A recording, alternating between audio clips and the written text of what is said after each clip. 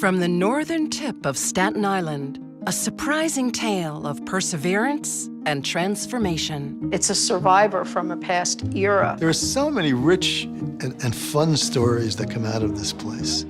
In December 1929, as Wall Street crashed just across the New York harbor, doors opened to the stately St. George Theater.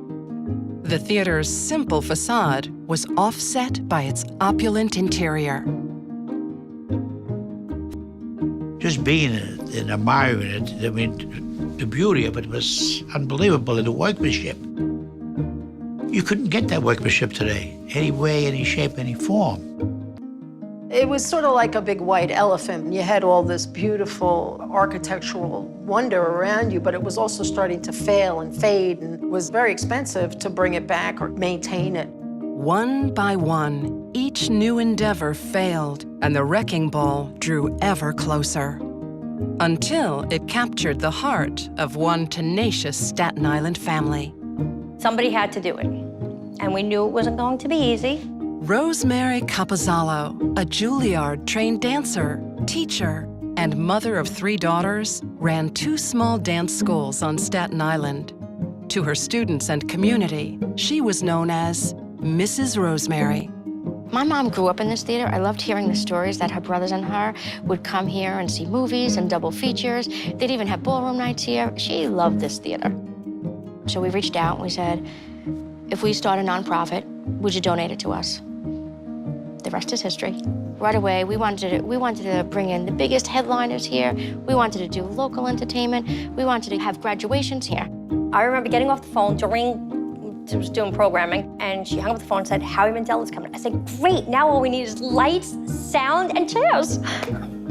Despite all of their hard work, putting the theater back on the map was a lonely endeavor. We felt like orphans. We knew people were behind us, but not yet.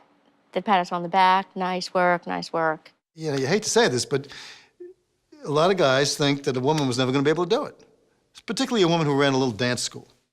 In the beginning, see, no one knew of us. No one knew of the St. George Theater. So we went to every fundraiser, every Rotary meeting, breakfast, grandmother's club. Wherever they would have us, we were there.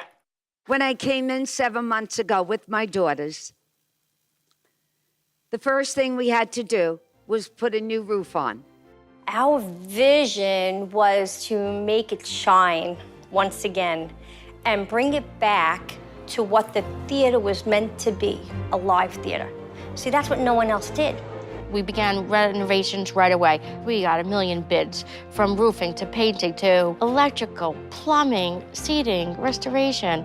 Today, the theater is a thriving performance venue and dynamic community gathering place whose stage draws world-class talents and is helping change the face of the borough.